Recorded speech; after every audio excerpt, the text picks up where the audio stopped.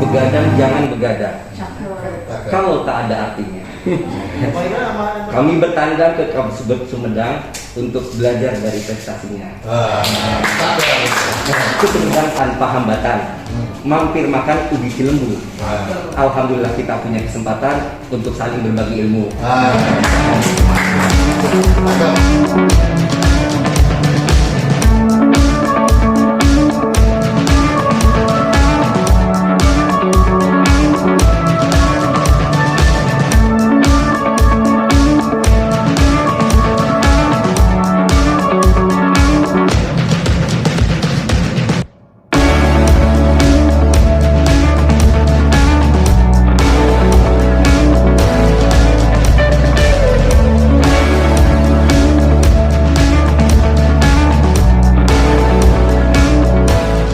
Kami datang ke sini dalam rangka untuk menggali lah ya beberapa masukan-masukan. Kemudian yang kedua juga kami ingin tahu kondisi di Kabupaten Sumedang. Yang saya dengar juga tadi seperti yang disampaikan Pak Sekda, artinya sudah banyak yang dilakukan dan sudah banyak prestasi terkait dengan satu data Indonesia yang telah dilakukan oleh Kabupaten Permen kita terkait dengan data statistik sektoral.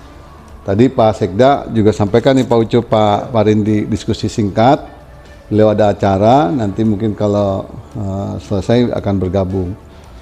Terkait dengan judul Permen, bagaimana kalau satu data Indonesia gitu ya Pak Ses ya? Nah, sebenarnya itu juga udah kita kaji Pak, dan di beberapa daerah juga kita diskusikan. Intinya yang menjadi mandat di dalam kewenangan terkait dengan data itu yang harus diprioritaskan dulu, dan itu yang perlu dibangun data regulasinya Pak gitu ya. Kita angkat Perpres juga bisa menjadi dasar, tapi kita mau menertibkan mungkin Sumedang sudah bagus dan bisa kita angkat kemudian kita tularkan ke daerah-daerah yang lain. Tapi bagi daerah-daerah yang lain perlu kita standarisasi terkait dengan data statistik sektoral yang memang menjadi kewenangannya, supaya kita tidak lari. Nah, seperti apa sih data statistik sektoral? Nanti saya mau lihat Pak Ses, apakah sama dengan yang dilakukan daerah-daerah yang lain.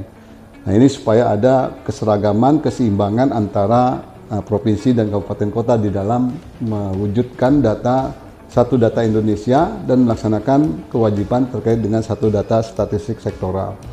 Sebenarnya benang merahnya ada Pak. Data statistik sektoral untuk memberikan kontribusi satu data Indonesia, pada saat itu clear, itu bisa mewujudkan satu data Indonesia. Karena yang dimaksud satu data Indonesia juga sampai sekarang belum clear. Yang pusat seperti apa, yang daerah seperti apa, yang kabupaten seperti apa, ini belum. Apa menunya, long list datanya itu juga nggak clear. Sehingga kita nggak masuk ke debatable di situ. Kita masuk yang memang menjadi kewenangannya daerah, kita seragamkan, kita buat satu regulasinya yang menjadi pedoman, sehingga apa yang dilakukan misalnya di Sumedang yang cukup baik, itu bisa direplikasi ke dalam satu Permendagri, masuk long listnya, kemudian dilakukan juga oleh kawan-kawan di daerah. Nah, mungkin tadi cerita dengan Pak Sekda, ada Pak Ses, bahwa Sumedang sudah melakukan publikasi dan proses tahapan dalam rangka untuk menyusun satu data statistik sektoral daerah. Nah, ini juga menjadi bahan kita untuk kita bisa masukkan ke dalam daftar atau urutan data yang akan kita masukkan menjadi surat keputusan Kemendagri atau apapun yang nanti menjadi menu dalam data statistik sektoral daerah. Ini yang tujuan kami ke sini Pak, untuk itu, dan sekaligus mendiskusikan hal-hal yang lain terkait dengan wali data juga.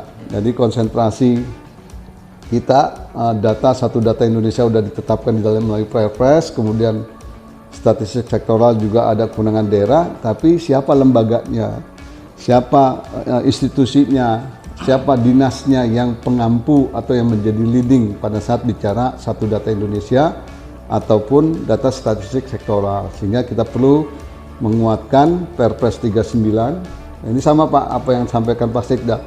Perpres 39 itu muncul wali data, tapi tidak diperuntukkan siapa. Artinya ada gejolak pada saat itu, antara Bapeda dengan Dinas Kominfo gitu. Karena saat ada daerah yang sebelumnya dilakukan oleh Bapeda, ada yang sudah bergeser kepada Dinas Kominfo.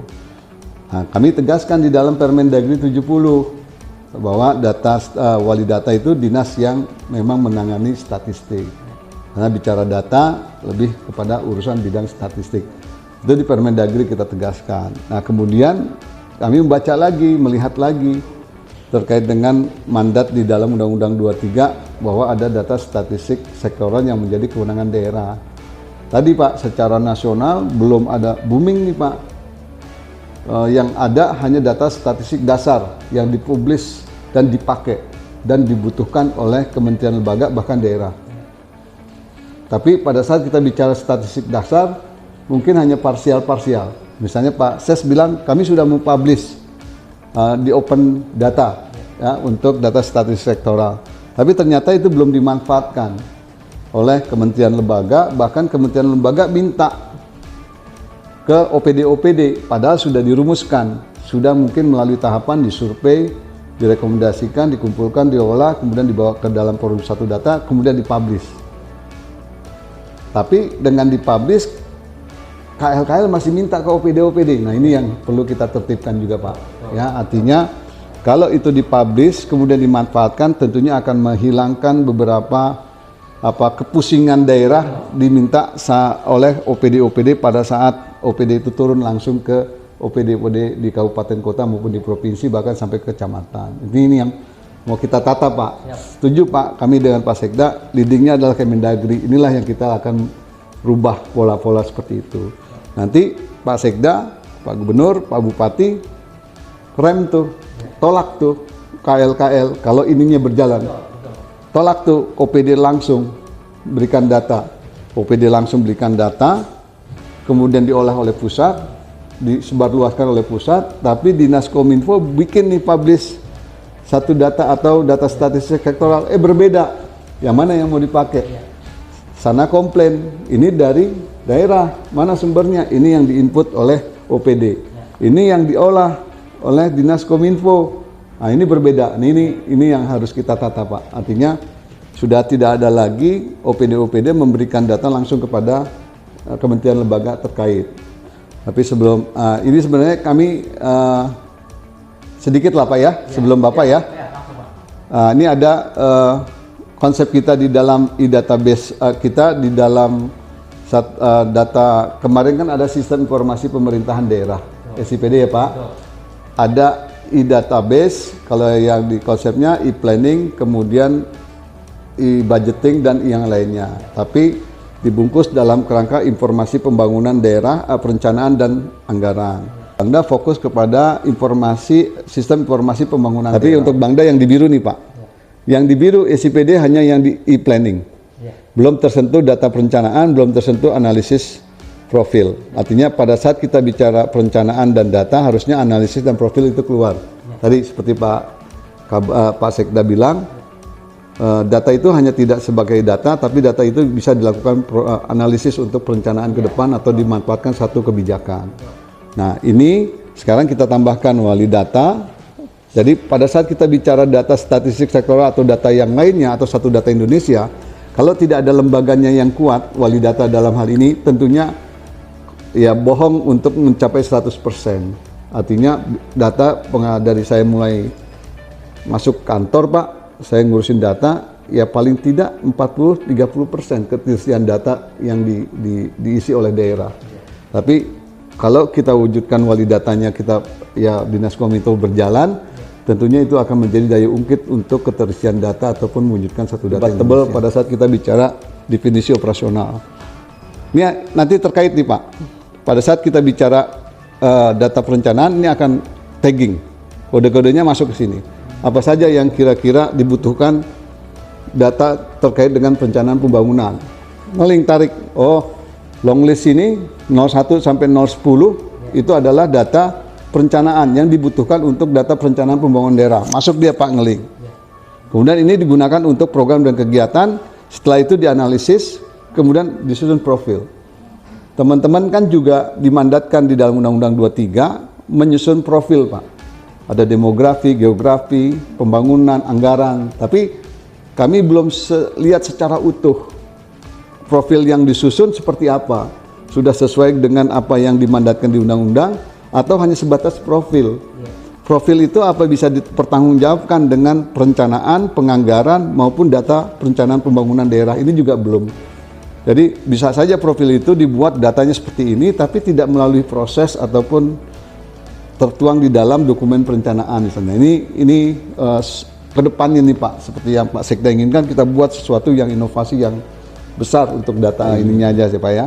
Ini substansinya, data statistik sektoral untuk di bab 2 mengatur terhadap mekanisme terhadap penetapan dan penambahan daftar data statistik sektoral. Jadi ini akan berkembang, akan dinamis Pak, tapi kita perlu atur supaya daerah punya pedoman. Dan ini juga di beberapa forum pertemuan, bagaimana mekanisme penetapannya, bagaimana penambahan daftar pada saat nanti tahun berjalan dibutuhkan data prioritas yang memang belum terakomodir di dalam data statistik sektoral yang telah ditetapkan gitu Pak.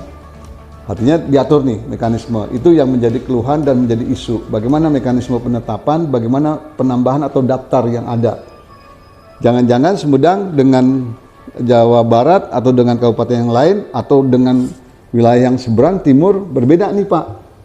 Tidak ada pengaturan yang dimaksud data statistik sektoral di dalam mekanisme penetapan dan daftarnya seperti apa sih? Jangan-jangan bias. Jangan-jangan ada yang data statistik dasar yang sudah menjadi kewenangannya BPS disampaikan lagi, disusun lagi, disurvei lagi oleh daerah. Ya otomatis bukan menjadi kewenangan, ngapain itu dikerjakan, atau akan menimbulkan perbedaan antara data statistik dasar yang dibikin oleh BPS yang punya kewenangannya sama daerah. Dengan datangnya kami ke sini dan diberikan informasi oleh Bu Kaban dan Pak Ses, ini bisa menambah daftar statistik sektoral yang memang sebenarnya dibutuhkan bukan hanya di Kabupaten Sumedang, tapi kabupaten yang lain, bukan hanya di Jawa Barat, tapi ke wilayah-wilayah yang lain. Kami akan combine untuk itu Pak. Dan saya sangat berharap itu bisa diberikan informasi sehingga memperkaya kita untuk menyusun atau menetapkan data statistik sektoral di daerah. Terima kasih Pak. Saya kembalikan ke Pak Ses atau Bu Kaban, silakan. Alhamdulillah Bapak atas kedatangan Bapak dari jajaran Kemendagri yang fokus terhadap data sektoral ini. Memang saat ini yang sering menjadi kendala kita di Bapeda terutama, di Bapeda ini yang paling utama adalah data Pak. Karena secara pendekatan dalam penyusunan dokumen perencanaan itu ada pendekatan teknokratis yang data itu menjadi sentral terhadap penyusunan isu strategis, kemudian bagaimana menjawab isu strategis tersebut, maka itu dijawabnya oleh data gitu ya. Tanpa data kita buta gitu, tanpa data kita buta.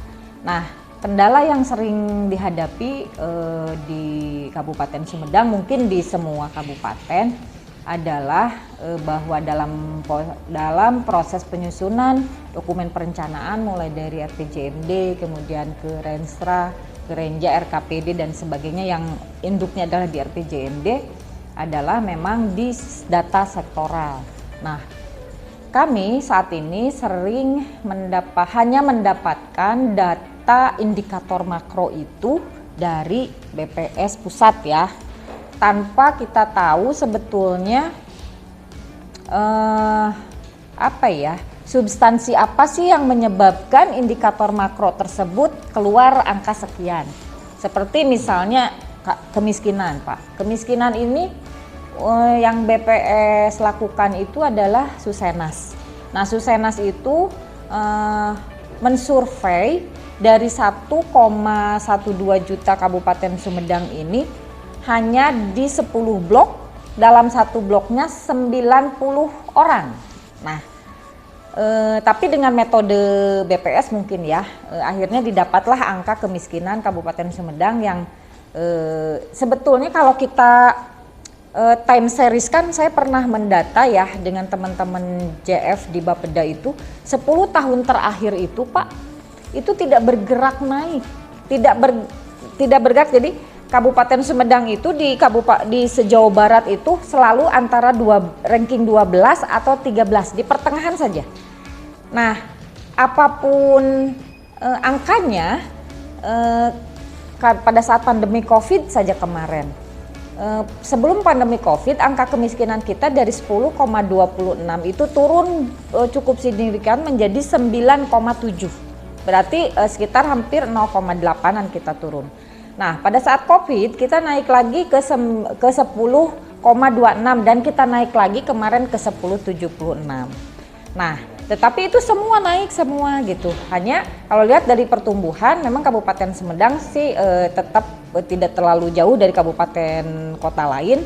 Kita hanya di urutan ketiga dengan kenaikan pertumbuhannya yang paling sedikit. Nah, tetapi kalau dilihat dari time series, baik itu IPM, kemudian laju pertumbuhan ekonomi, tingkat pengangguran terbuka dan sebagainya, itu sepertinya tuh bergerak naiknya tuh di situ aja. Nggak pernah misalnya Sumedang yang 3 tahun terakhir ini jor-joran melakukan program dan kegiatan yang ingin menembak indikator makro. Kita sampai membuat cross cutting dan sebagainya. Tetapi pada saat penghitungan secara makro itu tetap tidak bergerak naik. Nah, kita sampai pernah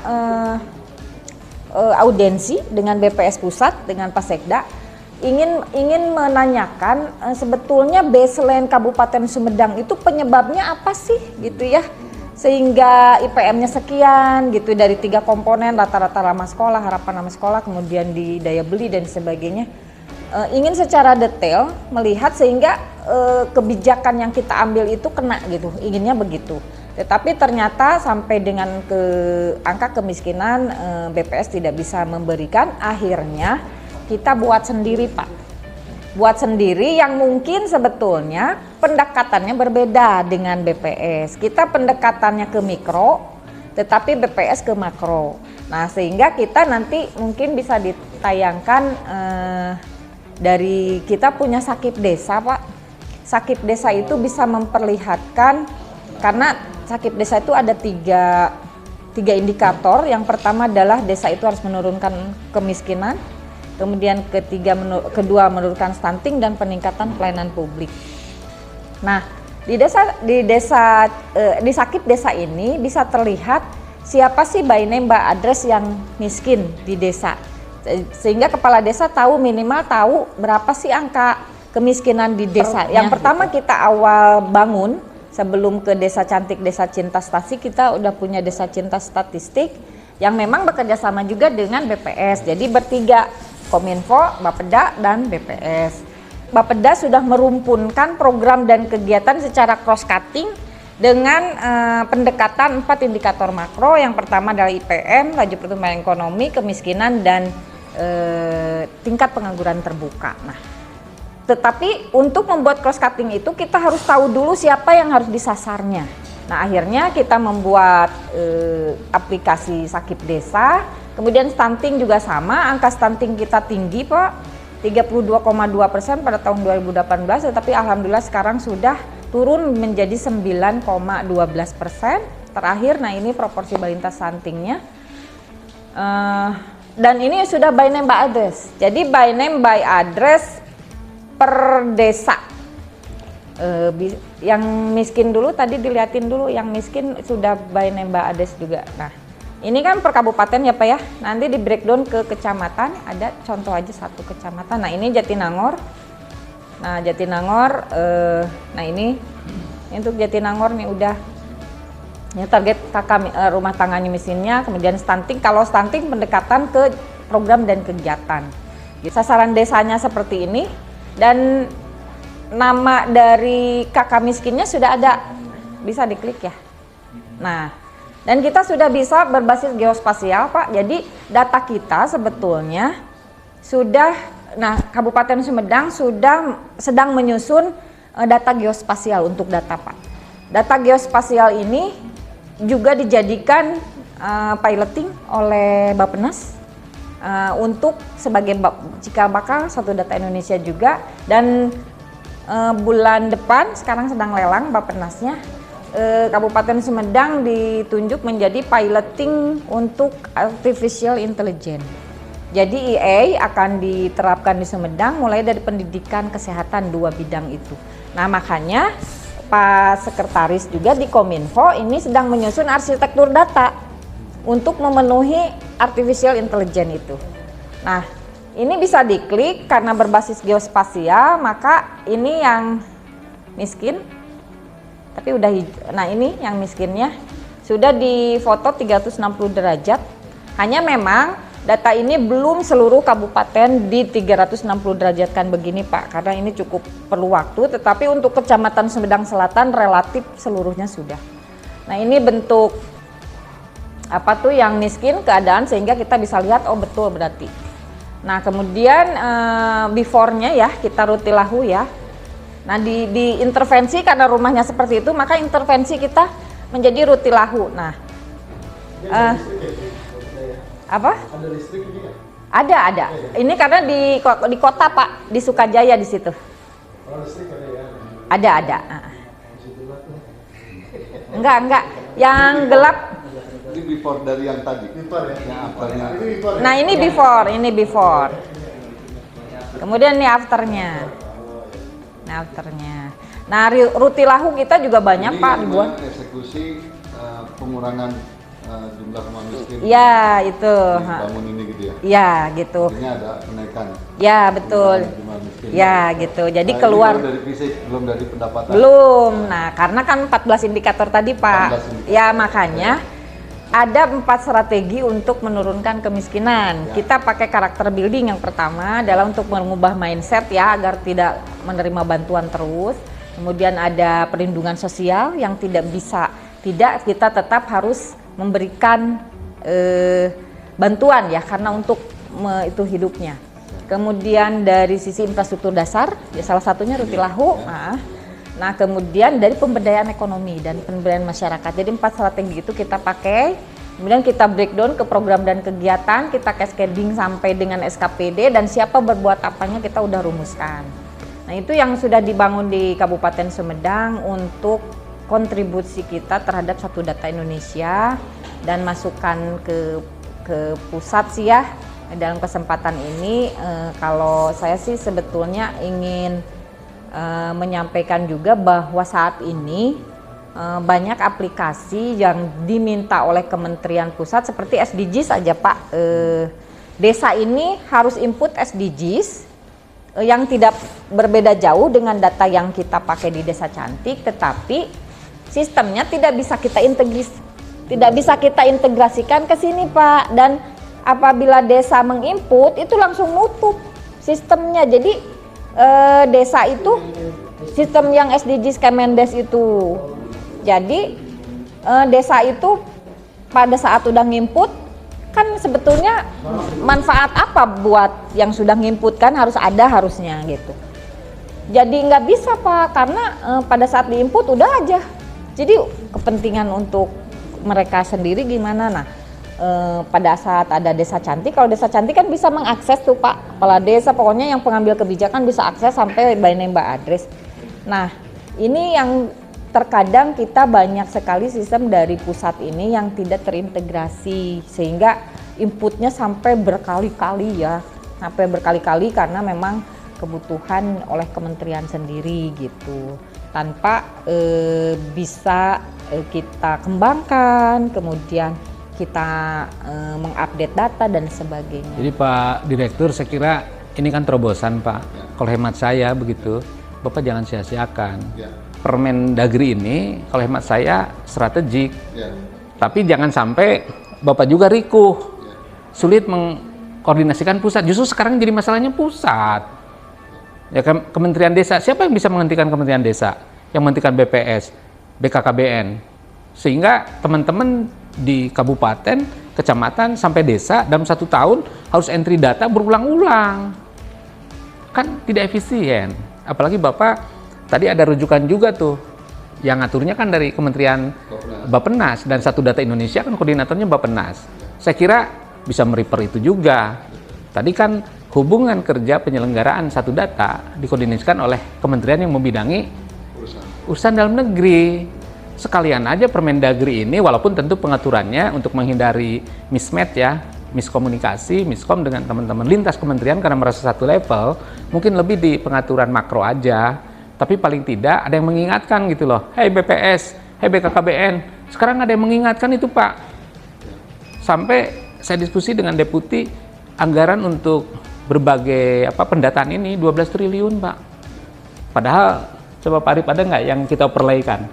Contoh yang dulu di overlay data yang irisan itu. Itu bisa sampai 40-60%. Berarti kita bisa efisiensi sampai 50%. Saya kira kalau kita lihat di falsafah pemerintahan ada triumvirat ya. Mendagri, Menteri Pertahanan, satu lagi siapa? Luar negeri kan. Oh, paham kok gitu, yang lain juga respect kok yang lain, karena Kementerian Dalam Negeri sebetulnya bukan hanya fungsi ke bawah. Untuk politik dalam negeri kan beliau punya kewenangan untuk mengkoordinasikan, dan data ini kalau nggak pakai politik dalam negeri berat Pak. Kalau hanya teknokratis ya Kemendagri kendalikan tapi soft gitu Pak, dengan pendekatan yang soft, karena kalau kenceng kan pasti resistensi juga. Yang bingungnya kan kami, Bapak kan bisa kami jadikan justifikatornya gitu, bahwa ini keluhan dari daerah gitu, makanya pertemukan yuk kami dengan lintas kementerian. Kami akan mengeluh, kami keberatan, perangkat kami disibukkan hanya untuk memenuhi permintaan bapak-bapak di sini. Padahal bapak-bapak bisa duduk satu meja, ke kaminya ya yang dibutuhkan aja. Sekarang kan mintanya 5 semua. Kalau disatukan ternyata bukan 50, kami hanya menyiapkan 25, kan kita bisa efisiensi 25. Tenaga, belum lagi biaya. Saya kira ini menjadi entry point Pak. Bisa juga tuh Pak. BPS ikutan tuh, SDGs Kementerian Desa, terus BPS, terus BKKBN. Setelah kami coba sandingkan, kami iriskan, SDGs dengan BPS itu 44% sama. Berarti pendataan ya, yang SDGs itu kan cukup berapa? 56% aja. Yang BPS 56% saja. Dengan BKKBN, BPS dengan BKKBN ternyata 42%. Ngapain BKKBN melakukan pendataan full? Dia mah kan tinggal kerja 58% aja. Dia hemat tenaga 42% karena datanya sudah ada. Dan kami sengaja jangkarnya di BPS karena urusan data dari sisi metodologi kan teman-teman BPS yang paling pasti. Makanya standarnya standar BPS ya, dengan desa cantik ini, desa cinta statistik, yang lain ngikutin gitu. Kurang lebih seperti itu Pak Dir. Nah, apa yang kami lakukan praktek baik ini, tolong dong kasih payung gitu. Makanya Pak Dir sekarang bilang mau buat Permendagri, oh kami sepakat. Nah, ini yang kami rasakan di lapangan. Nah, mudah-mudahan Pak Dir di sana bisa mengkolaborasikan antar kementerian.